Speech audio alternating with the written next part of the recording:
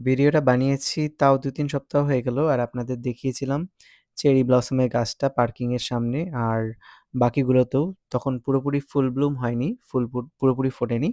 তো এখন কিন্তু মোটামুটি ১ সপ্তাহ পরের অবস্থা আমি দেখাচ্ছি। এই গাছগুলো পুরোপুরি ফুলে ভরে গেছে। এখনো কিন্তু এই গাছগুলোতে কিছুটা ফুল ফোটা বাকি আছে। তাহলে আরো ঘন হয়ে যাবে। কিন্তু দেখুন এখানে পাতাও বেরিয়ে এসছে। ফুলের পরে কিন্তু পাতা আসে।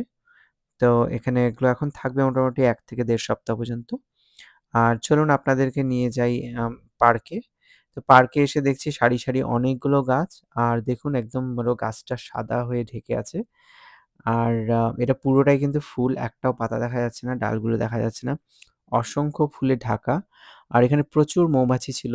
মানে আশেপাশে গাছের আশেপাশে ১০টা-১২টা করে মৌমাছি।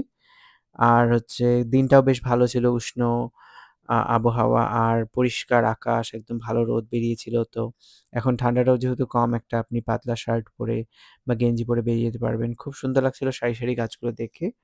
আর ওয়েদারটা ক্লিয়ার হওয়াতে দেখুন দূরের পাহাড়গুলো কিন্তু খুব পরিষ্কারভাবে দেখা যাচ্ছে। খুব সুন্দর দিনটা ছিল।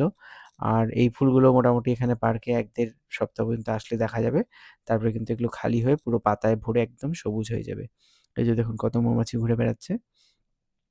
আর এটা বিশাল মাঠের মধ্যে, তো এখানে মানে প্লেগ্রাউন্ডও বানানো আছে। এই যে দেখুন দূরে পাহাড়গুলো দেখা যাচ্ছে। এত পরিষ্কার আকাশটা।